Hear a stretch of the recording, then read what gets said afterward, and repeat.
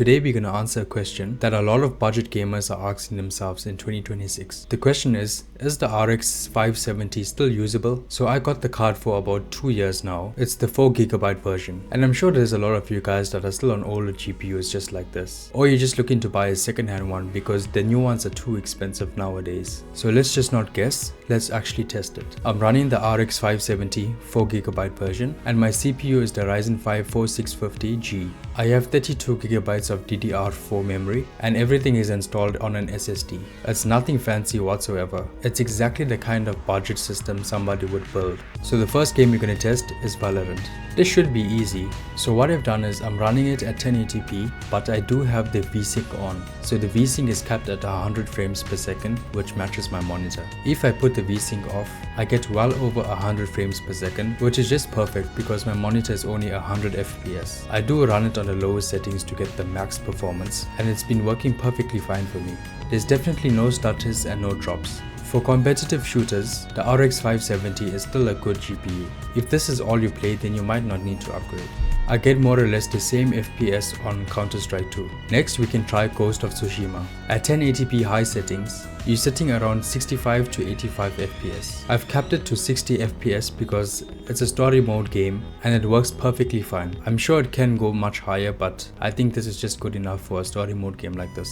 And it is definitely well optimized. And the RX 570 handles this without breaking any sweat. This card is just fine for most of the games that you play, and if you're willing to sacrifice and play at 1080p at low to medium settings, you could get away with most of AAA games. I also tried one of my favorite games and I've actually really modded this game quite a bit. I added some custom maps, custom weapons, and it runs perfectly fine. At medium settings it runs at least 80 to 90 frames per second, which is just perfect. The game I'm talking about is Call of Duty Black Ops 3. As you can see, the game works just fine. It is on medium settings. I can go much higher and cap it at 60 frames, but I kind of like a bit more frames per second because it is one of the best shooter games after all. And if you're willing to sacrifice a little bit of quality, you can get a little bit more FPS as you go. You can also play this game at split screen and cap it at 60 frames per second, and it's definitely playable. I also play a bit of FC25 and it runs perfectly fine. It's locked at 60 frames per second. It is on lower settings, but it's still quite enjoyable, especially when I'm playing online. And I also do a bit of emulation, and this graphic card is just perfect for it. You don't really need much VRAM for this kind of emulation, and 4GB is just enough. There are still plenty games in my library that I haven't tested, but all of them work perfectly fine. The games I really wish I could play is like Call of Duty Warzone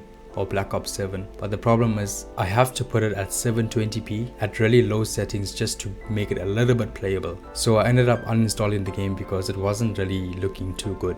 So what's the final verdict? If you're playing esports titles or older AAA games, the RX 570 is still perfectly fine. Yes, it might not have the latest updates, but you still could work with it. But if you want to play the brand new releases at decent settings, then it's probably time to start saving. The second-hand market might get you an RX 6600 or an RTX 3060 for a reasonable price, and that will definitely be a massive jump. So what's my advice? Keep the RX 570 if you're on a budget, and you can definitely play some lighter games, some emulation, you can do a bit of video editing, and it's just perfect for daily tasks. However, I suggest you do upgrade in the future if you want to play heavier games. So comment down below what GPU you're currently using. Thank you guys for watching. Please don't forget to like this video and subscribe if you want to.